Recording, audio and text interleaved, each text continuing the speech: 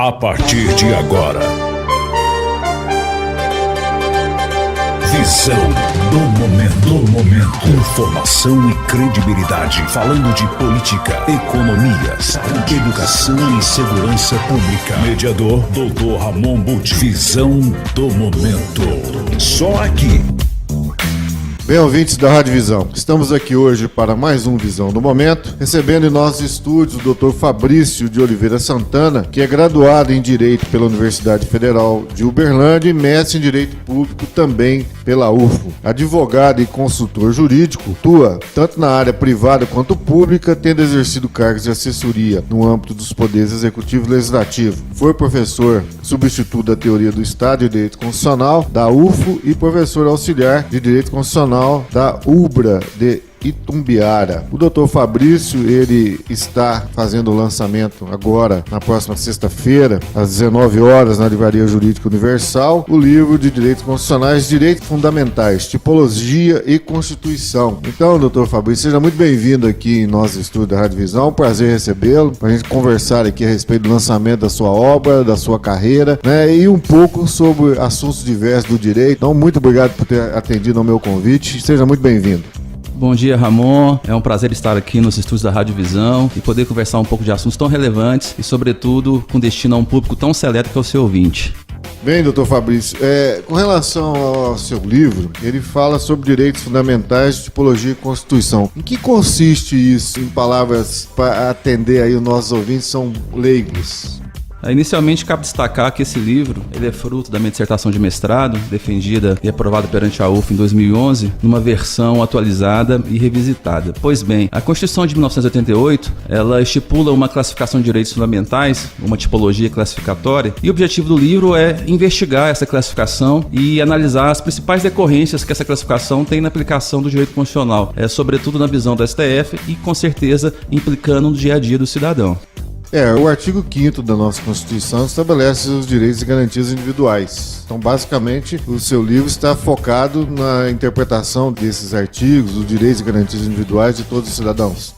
Sim, também. A Constituição, ela estipula alguns canais de reconhecimento de direitos fundamentais. Um canal seria o próprio canal textual formal, em que o próprio texto da Constituição identifica quais seriam direitos constitucionais, quais seriam direitos fundamentais. Há também o canal através de reconhecimento através de tratados internacionais, em os tratados aprovados pelo Brasil, cujo teor, se for um teor fundamental, também incorpora ao texto constitucional brasileiro. E também o canal através da decorrência de princípios de regime. Às vezes um direito fundamental não está explícito, mas através da interpretação, o jurista pode concebê-lo como direito fundamental. Então, na verdade, os direitos fundamentais na Constituição não se resumiriam aos direitos individuais e coletivos. Também os encontramos nos direitos sociais, nos direitos políticos, nos direitos à nacionalidade e também nos direitos de partidos políticos. E também, dentro dos direitos sociais, encontrando aí a ordem tributária, a questão também da assistência social e etc. Dentro do nosso ordenamento jurídico, a Constituição é a lei maior, né? Então, gostaria que você explicasse para os nossos ouvintes o que é a Constituição, porque depois nós temos os demais códigos, mas a lei maior é a Constituição. Nela está o embasamento jurídico de todas as outras normas legais. Sim, quando buscamos lições da teoria do Estado, identificamos que, em tese, seriam 3 elementos de formação do Estado, que seria o povo, a vinculação jurídica desse povo ao Estado, através do ius soli, do direito de quem nasceu, ou então do direito de sangue, também o território, o elemento de formação do Estado, e também a soberania. A soberania, numa perspectiva externa, independência perante os demais Estados, e numa perspectiva interna, é o direito de império, né? A ordem jurídica que prevalece sobre esse território e que vincula as relações sociais. E essa ordem jurídica tem como ápice justamente a Constituição, que é a lei maior, tanto é que é um princípio básico do direito constitucional, o princípio da supremacia da Constituição, onde ela é a origem, é o nascedor de toda a ordem jurídica e toda a legislação deve obedecer de forma hierárquica o teor da Constituição. Quando nós temos alguns litígios a nível de tribunais, algumas ações de arguição de constitucionalidade. Isso faz com que haja decisão dos tribunais superiores a respeito de direitos e garantias individuais e fundamentais do cidadão? Certamente. Uma das principais funções do Supremo Tribunal Federal é justamente a guarda da Constituição. E um dos expedientes mais comuns no STF é justamente a questão do controle de constitucionalidade, em que o tribunal, através de vários institutos, ele verifica a compatibilidade da legislação infraconstitucional para com o texto constitucional. E como direitos fundamentais constituem matéria constitucional por excelência, não raras vezes direitos fundamentais estão aí na pauta do STF, ainda mais que hoje em dia, até mesmo pelos noticiários políticos, etc., está muito em voga o tribunal. Todos os dias nós vemos nos jornais esse noticiário veiculando ações de ministros, de partidos, etc. Então isso até de certa forma tornou mais próximo esse assunto do cotidiano do cidadão, que passa a se interessar, passa a se importar e talvez até entender mais um pouco também. Exatamente. Agora, a Constituição de 88, quando ela foi promulgada e depois sancionada, ela veio rotulada como uma Constituição cidadã, né? Então, a partir de então, ficou o conceito de que ela concedeu mais direitos do que obrigações. Então, Sim. As duas coisas estão muito bem relacionadas no que diz respeito ao dia a dia, né, no nosso cidadão aqui perante o convívio social que nós temos aqui na nossa sociedade. Então, eu queria ver qual que é o conceito disso. Essa Constituição Cidadão não trouxe mais direitos do que obrigações? Bom, a Constituição de 88 consagrou um paradigma de Estado que seria o Estado democrático de direito, que o objetivo dele seria conciliar a cláusula liberal, como os direitos à liberdade, à propriedade, direitos civis em si, direitos políticos, com uma cláusula social no sentido de tentar otimizar o princípio da igualdade, como direitos sociais, direito à assistência, saúde, educação e etc. Isso tudo uma perspectiva democrática. É de se reconhecer que a Constituição de 88 ela surgiu após um período de exceção. Então se tinha um intuito de assegurar direitos justamente com o temor daquele período antecedente. É lógico que em direito tudo é uma via de mão dupla. Se nós temos direitos, temos também deveres. E uma grande dificuldade que nós temos aí com quase 30 anos de Constituição seria justamente a efetivação desses direitos, que o Brasil ainda está caminhando para poder efetivar esses direitos. E também, hoje está muito em discussão a questão das reformas, reforma trabalhista, reforma da Previdência e etc. E às vezes até com receio de retrocesso. Nós temos enraizado no direito constitucional um princípio que seria o princípio da proibição do retrocesso social, que às vezes nós temos aí direitos e garantias também com possibilidade de serem mitigados através de eventuais reformas. Então, por ser uma sociedade plural, uma sociedade democrática, as suas categorias, os movimentos, cada qual buscando satisfazer o seu interesse, mas de acordo com a finalidade comum do bem do Estado. É importante a gente fazer essa colocação, doutor, porque a gente não pode retroceder jamais. Nós tivemos uma Constituição que trouxe realmente direitos e garantias individuais que nós necessitávamos à época em que nós vivíamos. Eu posso dizer que eu vivi essa época mais intensamente do que pessoas mais novas, né? Mas eu entendo que a Constituição veio realmente no momento certo e trouxe os direitos e garantias muito bem estabelecidos lá no seu artigo 5º, né? Os direitos fundamentais. Agora, uma pergunta que foge um pouco ao tema de direitos fundamentais é a questão da individualização dos poderes, né? Nós temos o executivo, o judiciário e o legislativo. A pergunta vem: a Constituição estabelece a competência de cada um desses poderes. E hoje a gente percebe que o judiciário legisla, o legislativo governa e o executivo não exerce praticamente função nenhuma, a não ser a questão de uma complexidade administrativa fazendo a junção desses poderes. O que a gente pode fazer em termos de interpretação da Constituição para mudar isso? Pois bem, a Constituição de 88 ela consagrou a clássica tripartição de poderes, anotando que eles são harmônicos e independentes entre si. Todos os poderes, eles exercem funções em preponderância. De fato, o poder executivo, o poder de governo, executa. O poder legislativo, além de legislar, ele também fiscaliza. E o poder judiciário, ele dirime os conflitos da sociedade. Mas de forma residual, de forma suplementar, também o poder executivo legisla, pois ele tem competência para poder iniciar determinados projetos de lei. O poder legislativo também julga, porque em certos casos, inclusive nos casos de crime de responsabilidade, ele é competente para poder julgar seus pares. E também o próprio poder judiciário, ele também legisla, pois ele também tem competência para poder ter iniciativa de determinados tipos de lei. O que a gente tem hoje, um pouco de descompasso, que às vezes recebe muitas críticas de juristas, etc., até mesmo na figura da questão do ativismo judicial, é que muitas das vezes o poder judiciário, sobretudo o STF, poderia estar um pouco exagerando na interpretação de forma forma a estar legislando, criando direito novo. Temos dificuldades para poder compreender isso. Primeiro, a própria questão da mora do Poder Legislativo. Matérias que são importantes para a sociedade, são carecedoras de intervenção e que às vezes tramitam por vários anos nas casas políticas, na Câmara dos Deputados e no Senado Federal, e não tem uma solução definitiva de modo a atender os interesses da sociedade. E esses casos vão sendo pipocados no STF. E justamente por a Constituição de 88 ter um princípio que às vezes certos autores identificam no neoconstitucionalismo, são princípios que também têm força normativa, não necessariamente princípios estritos, específicos no caso concreto, mas princípios de forma gerais, fundamentais. O ministro do STF tem aplicado esses princípios diretamente aos casos concretos, de modo a solucionar pendências perante a mora do Poder Legislativo. Vou citar um exemplo, se me permite. Muito polêmica a discussão do aborto no Brasil.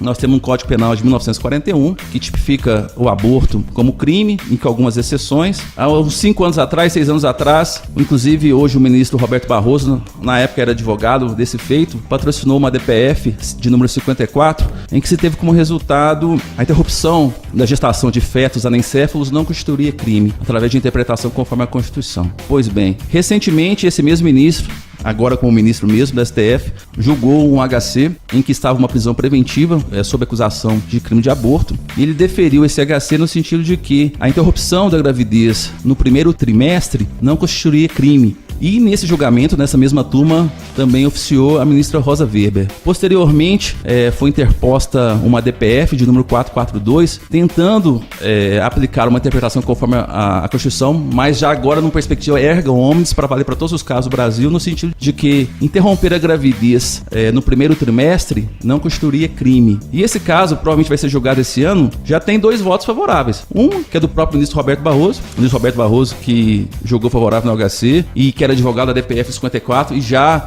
defendia essa ideia. A ministra Rosa Weber, que é a relatora dessa DPF, já julgou, votou favorável desse HC que eu citei no caso concreto a respeito dessa tese, inclusive enfatizando que o aborto em vários países não é considerado crime nesse período de 3 meses de gestação. Então esse é um caso justamente porque há vários projetos no Senado, às vezes tentando explicitar o aborto como crime, independente de exceção, ou então tentar excluir essa imputabilidade às pessoas do aborto como crime, uma típica mora do Poder Legislativo. Fica anos discutindo, a sociedade precisa evoluir, são novos valores, tivemos aí a Revolução Feminina, que enfatizou o direito das mulheres, então, de certa forma, o problema cai nos braços do STF e ele há um princípio da inafastabilidade do Poder Judiciário. Caiu lá e tem que julgar. Exatamente. E outra coisa, todos os julgamentos que implicam numa repercussão geral atingem todas as demais causas que se assemelham que estejam no julgamento. Então acaba por legislar, né? Então eu acho que é uma missão do Poder Legislativo quando a tramitação dos projetos eles não atendem uma demanda atual. Ou então, quando acontece a época, né, que foi muito propalada aí pela imprensa, a criação da Lei de Crimes Hediondos, né? Que foi então legislado rapidamente e votado, transformando alguns crimes em crimes hediondos e que fere frontalmente os direitos e garantias individuais, a lei de crimes hediondos, né? Tem algumas situações que são discutidas até a nível do tribunal. Mas, doutor Fabrício, o seu livro, ele será lançado agora sexta-feira, às 19 horas, lá na livraria. E se eu falasse sobre o livro, o conteúdo dele, o que ele busca voltado a atender aos alunos, aos profissionais da área de direito, o que ele vai... Então, o livro, de antemão, queria aproveitar a sua enorme audiência na cidade de Uberlândia e formalizar o convite para os seus ouvintes para o lançamento do meu livro, Direitos Fundamentais, Tipologia e Constituição, pela editora Lumen Ures. O lançamento vai ocorrer no dia 9 de junho, a partir das 19 horas, na Livraria Jurídica Universal, ali na Avenida João Naves de Ávila, número 2046, em frente à UF. Estão todos convidados para poder confraternizar conosco e também discutir com colegas vários temas, etc. É um momento de festa, um momento de alegria. E o livro é um livro que trata de direitos fundamentais, é um livro na área de direito constitucional, que pode ser usado tanto por profissionais, para atualização, e também como literatura complementar nas faculdades de direito. Bem, então todos estão convidados, né, para sexta-feira, às 19 horas, lá na Livraria Jurídica Universal, ao lançamento do livro do Dr. Fabrício, que trata sobre direitos fundamentais, focado na Constituição do nosso país. Bem, ouvintes, vamos para um breve intervalo e retornaremos em seguida para a continuidade da nossa entrevista com o Dr. Fabrício Santana, que é advogado especializado em direito constitucional. Os melhores debates acontecem aqui. Visão do momento. Bem, ouvintes, retornamos agora aqui com o Dr. Fabrício Santana, que é advogado, militante aqui no Fórum da nossa cidade de Uberlândia. Ele é especializado em Direito Público e está lançando o livro Direitos Fundamentais e a Tipologia da Constituição, agora nessa sexta-feira, 19 horas, lá na Livraria Jurídica Universal, na João Naves de Ávila, 2046, em frente à UF. E ficará muito feliz, né, convida a todos e ficará muito feliz pela presença lá para prestigiá-lo nesse lançamento. Então, doutor Fabrício, voltando a um tema da nossa entrevista, a pergunta: a relação entre particulares também é discussão no âmbito dos direitos fundamentais. E existe algum tema a respeito tratado pelo Supremo Tribunal Federal no momento? Sim, Ramon. Na teoria dos direitos fundamentais, nós temos a questão dos efeitos horizontais dos direitos fundamentais, ou seja, que eles não se restringem a normatizar relações entre o cidadão e o Estado, como normalmente acontece na sua origem, mas também relações entre particulares. Hoje em dia, as pessoas veem muito se falar até no noticiário, nas esquinas, falar em direitos morais, em danos morais, por exemplo. Essa discussão tem fruto nos direitos, fruto dos direitos fundamentais, sobretudo os direitos que chamamos de direitos da personalidade, como a honra, a imagem, a privacidade da pessoa. Então, quando, vamos supor, uma empresa negativa indevidamente uma pessoa, essa discussão tem fruto nos direitos fundamentais. Sobretudo por quê? Porque viola um direito à honra, um direito à imagem, um direito ao nome. O STF, em 2015, nessa questão dos direitos fundamentais entre particulares, jogou um caso notório que foi a questão das biografias não autorizadas. Inclusive, a ministra Carmen Lúcia, que foi relatora, proferiu aquela célebre frase durante o seu julgamento, em apego a um ditado popular, que cala a boca já morreu. Justamente no sentido de que, nesse caso das biografias não autorizadas, ainda que as personalidades a serem biografadas sejam pessoas públicas, etc., ainda que elas não autorizem a edição de livros contando a sua vida, justamente por serem pessoas públicas, por estarem mais susceptíveis à opinião popular, essas biografias podem ser publicadas independente de sua autorização. Ou seja, um típico caso de direitos fundamentais aplicado entre particulares. Um caso importante que tem muito a ver também com o dia a dia das pessoas, sobretudo em Uberlândia, uma cidade que cresceu bastante, em que há muitos condomínios fechados, em que se vai discutir esses condomínios fechados normalmente de casas, eles se constituem uma associação, que é diferente do condomínio edilício convencional. A discussão, nós temos um princípio da associação na Constituição no seguinte sentido: ninguém é obrigado a se filiar, se associar ou a permanecer associado. Então, a discussão se pessoas que não são filiadas a associações, embora morem lá, porque essa associação não é compulsória, não é obrigatória, se elas estariam sendo obrigadas a pagar a mensalidade do condomínio, a mensalidade do loteamento fechado, que seria da associação. Então, nós temos em Uberlândia várias associações. Então, esse julgamento do STF vai ser em sede de repercussão geral, ou seja, vai ser aplicado para todos os demais casos do país. E é um caso do dia a dia das pessoas, que às vezes as pessoas nem têm ciência. Não, mas será que eu sou obrigado a pagar essa associação? Ou não sou? Também tem a questão do cotejo com o princípio do enriquecimento ilícito. Aí ele não é associado, mas mora lá e também tem benefício da associação, como a coleta do lixo, a segurança e etc. Ou seja, é um caso que tem fruto na discussão de direitos fundamentais, no direito de associação, e repercute de forma direta no dia a dia das pessoas, ainda mais com a questão da explosão imobiliária dos condomínios fechados, que certamente, dependendo da decisão, vai influenciar no dia a dia das pessoas ainda mais. Então é um tipo exemplo de direitos fundamentais aplicado na relação entre particulares. Nesse caso específico, quando se coloca uma associação, seria uma associação de moradores que gerencia o condomínio. Justamente. Não somente ter a propriedade que faz parte da propriedade dentro daquele espaço que é fechado. Sim, porque nós temos aí, isso mais uma discussão do que você comentou agora há pouco. Na lei nós temos a figura do condomínio edilício, em que uma vez que a pessoa compra esse imóvel, ela automaticamente faz parte do condomínio. O que é distinto da figura do loteamento fechado, que ainda não tem legislação federal a respeito, mais uma vez a questão da mora do Poder Legislativo, não regulando esse tipo de instituto que é novo, cerca de 20 anos, em Uberlândia sobretudo, vem crescendo de 10 anos para cá. Então, como não há lei específica sobre esse instituto do loteamento fechado, esse caso caiu no STF. Quem gere o loteamento fechado é uma associação de moradores. Mas se o proprietário não é associado à associação, ele vai ser obrigado a pagar a mensalidade, já que o pagamento obrigatório decorreria do quê? De uma formal filiação, de uma formal associação dessa pessoa, essa associação de moradores. Então é uma discussão que tem em vista a mora do Poder Legislativo, que não regulou de forma específica esse instituto do loteamento fechado e que vai cair nos braços da STF para poder julgar se essas pessoas não associadas seriam obrigadas a pagar ou não essa mensalidade. Levando em conta que as pessoas adquirem um lote, um terreno lá no loteamento fechado e não vão construir, enquanto que outras pessoas que fizeram a mesma coisa construíram, os benefícios da segurança, todas as benesses que foram feitas ali através da associação ou mesmo do condomínio, ele atinge a todo mundo como um objeto comum, mesmo a pessoa não morando lá. É isso? Certamente, esse é o outro lado da discussão. A pessoa, embora não associada, ela recebe os benefícios do trabalho da associação de moradores, a questão de segurança, a questão de limpeza e o acesso às áreas comuns, como clubes, parquinhos dentro do condomínio, etc. Esse é outro lado da discussão e que justamente o STF vai cotejar esses dois aspectos. A questão da não obrigação de associar-se e, por seguinte, pagar, com a questão da proibição do enriquecimento sem causa.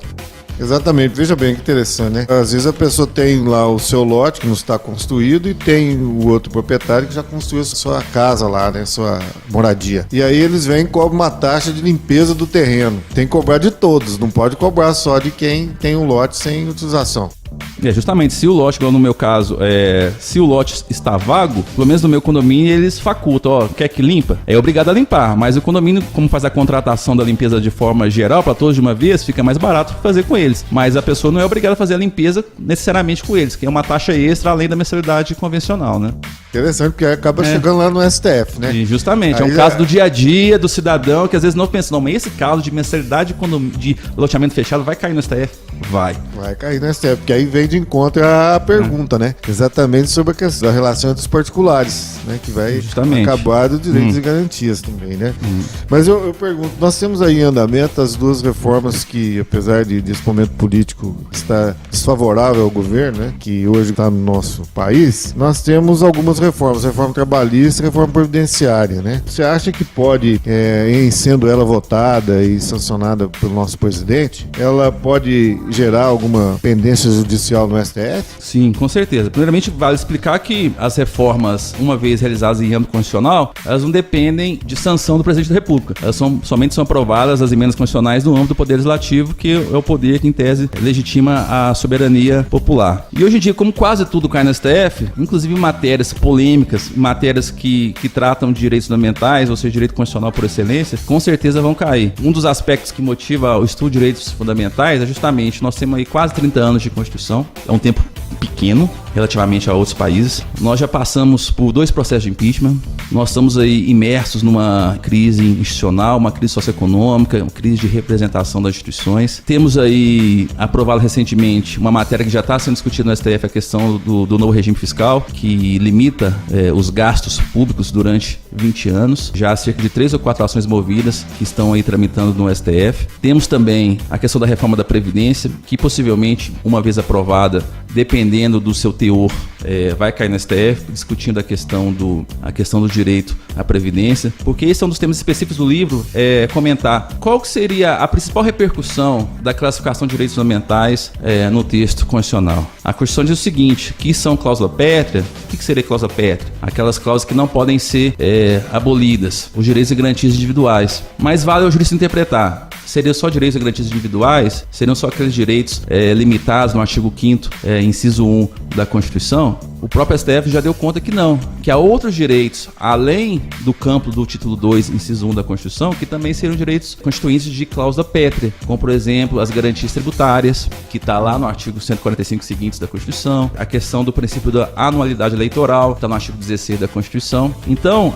há um tema também de que a Previdência, que é a questão que seria um direito aí no campo da assistência social, se também constituiria cláusula pétrea, penso que sim. E você discutiu o que seria cláusula pétrea ou não significa somente excluir o direito do ordenamento, mas também a noção de, pelo menos, restringir o núcleo essencial daquele direito. Então, para eu considerar que alguma eventual reforma viole cláusula pétrea, por seguinte não possa tramitar ou possa ser aprovada, não que ela tenha que necessariamente excluir o direito à aposentadoria, mas se de alguma maneira ela tolher o núcleo essencial de determinado direito, como no caso do direito à aposentadoria, esse pode haver um entendimento de que essa reforma poderia violar a causa pétrea. Então, quando nós elevamos de forma exacerbada o tempo de contribuição, pode-se ter a noção do quê? Porque o tempo de contribuição é uma das principais variáveis do direito à aposentadoria. Quando você eleva de forma exacerbada, pode-se ter a noção, não violou o núcleo essencial do direito à aposentadoria. Então, talvez possa haver essa discussão no STF. Um ponto interessante também, que ainda está em discussão nas casas políticas, é a questão da reforma política, em que a principal, acho que veja a proposta mais problemática é a questão do voto em lista, em que hoje nós temos o princípio da soberania popular, em que o povo exerce diretamente, indiretamente, através de representantes eleitos ou diretamente nos termos da Constituição. Então nós temos consagrada a democracia representativa, em que o doutor também é sabedor, gosta também de discutir política, etc. Pelo menos no campo proporcional, para eleger vereadores, deputados, etc. Você vota no candidato, só que dependendo da situação da legenda, ele pode ser eleito ou não pode ser eleito, porque todos os votos são computados na legenda e os mais votados daquela legenda, que vão ser, de acordo com a atribuição com os outros candidatos às outras legendas ou dos outros partidos, é que vão ser eleitos. Então a discussão de que você votaria na legenda ou no partido em específico, mas o partido que decidiria, através de uma lista pré-ordenada, quais seriam os primeiros. Então, para mim, essa discussão esbarra frontalmente na questão do voto direto, né? O cidadão perde a noção de votar diretamente no seu candidato e colocando mais um entrave para que a sua opção seja satisfeita e jogando essa discussão para o partido político. Eu quando fiz uma monografia sobre, quando cursei a DESG, anos atrás, fazer uma monografia sobre questão eleitoral, e uma das dos nossos segmentos lá no Total foi exatamente sobre isso, e nós optamos pelo voto distrital, direto distrital, né, de maneira que a representatividade atingisse, no caso do vereador, determinados os bairros da cidade, né, no caso do estado, os deputados estaduais, as regiões do estado, e também a questão da representatividade junto aos deputados federais e senadores. Essa é uma discussão que a reforma política vai ter que trazer à tona e verificar qual é o melhor sistema que vai ser aí para nós, né? Bem, doutor Fabrício, para a gente encerrar a nossa entrevista, nosso tempo já é rápido, passa muito rápido, mas o senhor foi patrocinador da ação do IPTU em Uberlândia, da redução do IPTU ou contra o aumento de 60% desse valor, sobre o valor do IPTU. E o senhor teve ganho de causa em primeira instância, depois foi revogada a decisão. Gostaria que o senhor comentasse a respeito qual é o andamento dessa ação, a população pode esperar de uma decisão futura. Bem, em 2013 foi aprovado na Câmara Municipal de Uberlândia a atualização da planta de valores para fins de aferição do IPTU, elevando o IPTU de forma efetiva 30% para áreas prediais e 60% para áreas territoriais, ou seja, 30% para áreas de construção, as casas efetivamente, e 60% quando só a área sem construção, só o terreno. E naquela ocasião nós fomos contratados por determinado vereador da cidade e ajuizamos uma ação popular e obtivemos êxito liminar no sentido de suspender esse aumento, porque esse aumento seria muito alto, muito exacerbado, muito agravado, violaria princípios como o da capacidade contributiva, princípios da vedação ao confisco, albergados aí nos princípios gerais do direito constitucional, como a questão da proporcionalidade e da razoabilidade. Essa liminar ela foi confirmada pelo Tribunal de Justiça de Minas Gerais e durante 3 anos conseguimos economizar para contribuintes de Uberlândia mais de 60 milhões de reais e cerca de 300 mil contribuintes envolvidos. Agora, nesse primeiro semestre, infelizmente, o juiz de primeira instância, ao julgar o mérito da ação, deu a ação por improcedente, mas nós